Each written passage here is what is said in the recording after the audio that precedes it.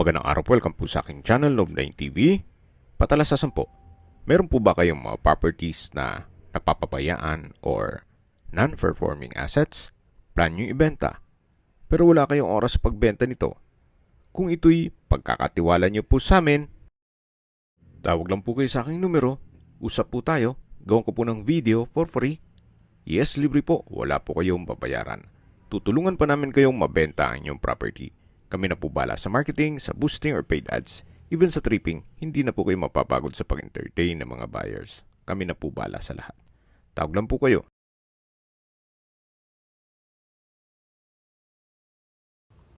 Nandito po tayo ngayon sa Urdaneta, Pangasinan kung saan meron po tayong bagong video presentation. Isang pre-owned house and lot or rest house na may lot area na 300 square meters at may floor area na 180 square meters. Dalawa po ang frontage nito. Gawa ng sa likod po nitong bahay ay meron din pong cemented road. So, ito pong property ay nakabakod na with fence and gate at halos hindi po natirahan to ni owner gawa ng nasa ibang bansa po siya. Meron po itong 4 bedrooms, 3 toilet and bath, 2 living room, may formal kitchen, laundry area, covered car garage or carport o garahe. Nakakasya 2 sasakyan, may covered lanay, meron pong pocket garden, at lahat ng glass windows ay meron pong security grill. Ang main door po ay meron pong aluminum screen door. Meron po itong balkonahe na naka-tile flooring. Ito pong pagka-finish o pintura, pulidong-pulido. Ito po'y owner's built, kaya quality po ang pagkagawa. Hindi po tinipid ang materyales. At dito naman po yung covered lanay na meron pong coffee table. Then tempered glass wall and window na rin po siya. So aside from this structure, meron pong maliit na bahay para sa caretaker. At mamaya po, iikutan natin yan. Samahan niyo po ako. Pasok po tayo. Ito pong main door ay solid wood. At welcome po dito sa bahay ni Madam. Napakaliwalas, napakaganda ng disenyo. Premium tiles po ang ginamit dito sa flooring. Naka-ceiling cove design, may pin lamps. Meron pong customized windows. Mula naman po dito, check po muna natin itong first bedroom. Kung meron man po kayong PWD or senior citizen sa pamilya, ito po yung para sa kanila. So ito po yung master's bedroom na meron pong living area. Napakalaki po ng espasyo. Naka-ceiling cove design, may pin lamps. Meron pong malaking sliding glass window na may security grill. Maayos naman po ang pintura ng ceiling at wall, pulido. At tungkol naman po sa mga gamit na nakikita nyo, pwede naman po kayong makipag-negotiate kay owner. Lipat po tayo dito sa kabilang side nitong kwarto kung saan meron po itong walk-in closet and drawers. Naka-soft close hinges po yan. At mula naman po dito, ito naman po yung toilet and bath. Napakalaki ng espasyo. Maayos ang toilet fixtures. Naka-tiled bathroom wall. Meron pong bathtub. Halos hindi rin po yan mga gamit. Gawa ng nasa ibang bansa si owner. At meron din po itong bathroom window na may security grill. Ito naman po yung shower enclosure na meron pong overhead shower. Then naka-tile bathroom wall na rin po. So dito naman po yung bathroom countertop na meron pong vanity mirror at bathroom sink. Labas po tayo para check natin ibang parte ng bahay. So ito po yung master's bedroom or first bedroom nitong bahay. Paglabas nyo po, yan po yung salas or living area at dito naman po yung formal kitchen. Naka-tile flooring, naka-ceiling cove design, may pin lamps, pendant lamps, meron pong island, naka-quartz kitchen countertop, na meron pong stainless sink with faucet, at dito naman po meron pong mga kitchen cabinets and drawers. Napakaganda po ng disenyo. Meron din po itong range hood at wall-mounted kitchen cabinets. Pinturado na rin po ito. Naka-tile kitchen wall na rin po ito at quartz kitchen countertop.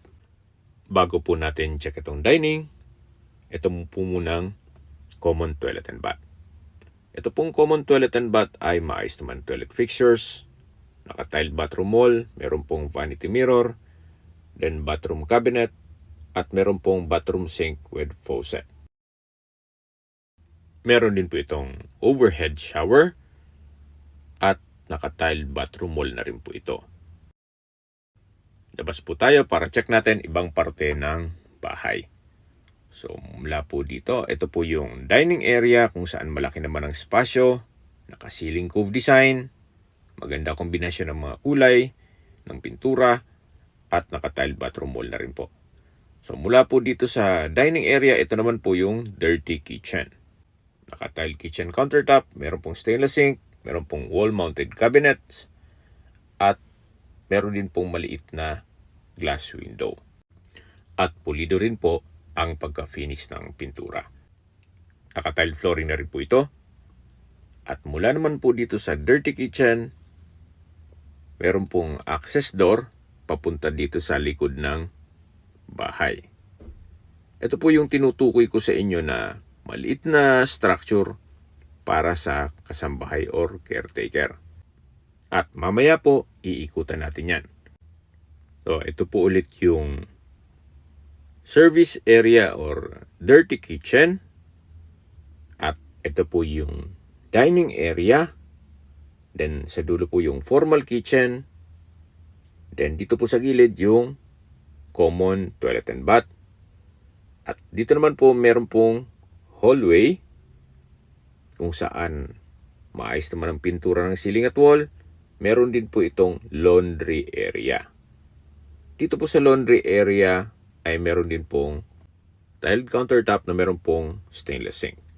Ito po yung second bedroom kung saan sakto lang po. Hindi naman siya ganun kaliit at hindi naman ganun kalaki. Maayos din po ang pintura ng ceiling at wall at meron din po itong wardrobe from floor to ceiling. Paglabas niyo po dito sa kwarto, matatanaw niyo yung dining area at ito naman po yung hagdan papunta dito sa taas. Samahan niyo po ako. Akyat po tayo. So, nandito na po tayo sa hallway, dito sa second floor. At mapapansin niyo po, maayos po ang pintura ng ceiling at wall. Naka-tile flooring. Napakalaki po ng spasyo, kaya kung sakaling big family po kayo, pwede po itong gawing 2 bedroom. Pwede rin gawing music room, study room, stock room, or depende po sa inyo kung anong maging purpose nyo. Dito gawa ng napakalaki naman po ng espasyo. Meron din po itong toilet and bath kung saan meron po itong vanity mirror, bathroom sink, bathroom cabinet, water closet, at meron din po itong overhead shower. Naka-tile bathroom wall na rin po dito at maganda rin ang disenyo. Bababa po tayo para check natin ibang parte ng bahay. So ito po ulit yung hagdan, naka-concrete staircase at maayos naman ang pintura nitong wall. Then ito po yung second bedroom at yung laundry area. Ito po yung hallway, then ito po yung dining at yung formal kitchen. Yan po, napakaganda po nitong property. Gaya po ng nasabi ko sa inyo, ito'y pre-owned. Gawa ng nasa ibang bansa po si owner. Sa ngayon po, mache-check na natin itong maliit na bahay para sa kasambahay or caretaker. At ito pong maliit na gate na nakikita nyo, yan po yung tinutukoy ko na another frontage. May daan din po dyan or concrete road. So ito po yung kitchen nitong maliit na bahay. Nandiyan na rin yung service area. So far, maayos din po. Wala kayong ipapagawa dito. Naka-tile kitchen countertop, may wall-mounted cabinets, at meron pong stainless sink with faucet. Then, naka-tiled kitchen wall, kaya madaling linisin. At mula naman po dito, meron pong setback na pwede pang paglagyan ng ibang gamit. At may access na rin po dito papunta sa garahe. Kahit po dito, maayos ang pintura. At dito po sa garahe naman ay kakasya ang dalawang sasakyan. Yan po, mapapansin nyo, kahit itong pintura ng bakod, maayos, pati ceiling, malaki na naman ang espasyo. At ito naman po yung tinutukoy ko sa inyo na maliit na bahay para sa caretaker o kasambahay. Meron po itong aluminum screen door dito sa main door. Meron din pong maliit na salas or living area na naka-tile flooring. Then roof type po siya. High ceiling kaya maaliwalas. Meron din po itong sariling toilet and bath kung saan maayos naman ang toilet fixtures. Meron pong shower enclosure at overhead shower. Naka-tile bathroom wall na rin po ito. Then ito po yung stairs kung saan ito ay naka-wooden staircase at wooden handrail. Nandito na po tayo sa taas kung saan meron po itong glass window at sa spasyo naman po, sakto lang. At dito naman po yung open below kung saan matataraw nyo po yung salas or living area. So far, maayos din po itong structure. Wala po kayong papagawa dito. Bababa po tayo para check natin ibang parte nitong property. At mula po dito, matatanaw nyo yung salas or living area na naka-tile flooring at maayos ang pintura ng ceiling at wall. So, labas po tayo. Ito po yung garahe. At meron pong daan naman dito papunta sa likod ng bahay. Meron din po itong pocket garden. At ito po yung tinutukoy ko na access gate papunta naman dito sa kabilang kalye. At kung sakaling marami po kayong sasakyan, wala pong problema. Gawa ng dito po sa likod ay pwede kayong mag-park or street parking. So, ito po yung back view ng bahay. Yan po, tunghayan nyo po. Napakatahimik ng lugar, sariwa ang hangin, at sa klima naman po, banayad lang. Hindi naman siya ganun kalamig at hindi naman ganun kainit. Kaya kung hanap mo ay isang rest house dito sa North, pwede na po ito sa inyo. Okay, pasok po ulit tayo. Ito po yung caretaker's house. At ito po yung main house. Then, meron pong setback dito na papunta sa stock room or power room. Habang naglilipot po tayo at pinagmamasdan nyo itong buong property, summarize ko lang po sa mga nag-skip ng video. Ang lot area po nito ay 300 square meters at may floor area na 180 square meters. Ito po ay pre-owned property at halos hindi natirhan ni owner gawa ng nasa ibang bansa po siya. Ito po ay titulado, buhay po ang may-ari, kaya wala po kayong magiging problema sa documentation or sa transfer ng title. Nakabakod na rin po buong property at meron na rin pong steel gate. Ito po yung side view ng bahay. Meron din pong pocket garden at meron pong balkonahe o terrace. Meron po itong 4 bedrooms, 3 toilet and bath, 2 living room, may formal kitchen, laundry area, dirty kitchen, at meron pong nakabukod na bahay para sa kasambahay o caretaker. Nandito po ulit tayo sa master's bedroom na may living area. Napakalaki po ng espasyo at maayos naman po ang pintura ng ceiling at wall. Ito pong property ay ready for occupancy. Kaya once na maibigyan nyo po ito, ang kulang na lang po ay kayo at ang gamit nyo. Ito naman po yung from floor to ceiling na wardrobe or walk-in closet at meron po itong sariling toilet and bath na meron pong bathtub. Naka-tile bathroom wall na rin po ito at meron pong shower enclosure at merong overhead shower. Maayos naman po ang toilet fixtures at meron po itong bathroom countertop and vanity mirror. Yan po, lalabas po tayo para check natin ibang parte nitong bahay. Bali po, itong ginagawa ko ay recap na lang. Gawa na yung iba po ay nag-skip ng video.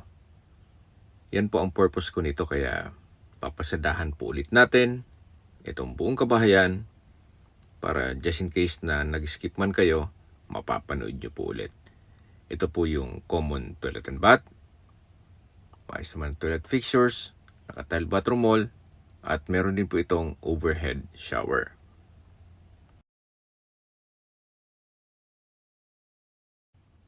At dito naman po yung dining area. Naka-ceiling cove design, naka-tile flooring, at ito naman po yung dirty kitchen. Meron pong wall-mounted cabinet, at dito naman po yung access door papunta dito sa likod ng bahay. Okay, sa distance, location, at travel time portion na po tayo. Mula po sa public market ng Urdaneta, ang distance is 3.1 kilometers at ang travel time is 12 minutes. Mula naman po sa SM Urdaneta, ang distance is 2.9 kilometers at ang travel time is 9 minutes. Mula naman po sa Urdaneta District Hospital, ang distance is 2.1 kilometers at ang travel time is 6 minutes. Lagi ko pong ulit-ulit na sinasabi sa inyo sa kada video ko na dapat i-consider nyo sa paghanap ng property yung meron pong malapit na hospital. Hindi ko naman po sinasabing sakitin kayo, kundi yan naman po ay for emergency purpose lang po. At mula naman po sa Urdaneta University, ang distance is 4.4 kilometers at ang travel time is 14 minutes. Nandito na po tayo sa second floor, kung saan ito po yung tinutukoy ko kanina na pwedeng gawing 2 kwarto. So pwede po itong gawing study room, music room, or stock room. Meron na rin po itong sariling toilet and bath, maayos naman ang toilet fixtures, at naka-tile bathroom wall na rin po. Mapapansin nyo po, napaganda ng mga materyales, even itong pagka-finish, pulido, kaya hindi po ito tinipid. Kaya po you might consider this property, especially kung pagbabasyan mo ang construction cost sa ganitong pagka-finish, panalo na po ito. Or good deal na po. Okay, sa presyo na po tayo. Binebenta po ito ni owner sa halagang 9 million pesos net. Kung may mga katanungan po kayo o gusto magpaset ng tripping dito sa property ito, tawag lang po kayo sa aking numero. At sa mga kababayan naman natin nasa ibang bansa, meron po akong Telegram. Sa mga iPhone user naman, meron pong iMessage. Meron din pong Imo, Skype, Viber at WhatsApp. Same number lang po, 0917-316-3399. Sa mga nagtatanong naman po ng aming Facebook, meron po aming Facebook page na Nov9TV at Facebook Real Video. Meron din pong TikTok at Instagram. May ibang YouTube channel po kami, the Nov9TV channel, Nov9TV Listings, Nov9TV On The Spot, Nov9 TV Updates, at Nov9 TV House Rental. Sana po naibigyan nyo ang video presentation. Paki-like and subscribe na lang po sa aking channel para ma-update din po kayo sa aking future listings. Kung sakali po hanap nyo yung mas malaking sukat ng lupa, meron din po kami ibang listings na pwede nyong pagpilian. Huwag po kayong mag-atubiling tumawag sa amin. Then, let us know your budget para malaman namin kung anong property pwede naming ilog sa inyo. Sa lahat pong viewers, subscriber at nagtiwala po sa amin, salamat po sa suporta. Ingat po kayo lagi at yung pamilya. Maraming salamat po.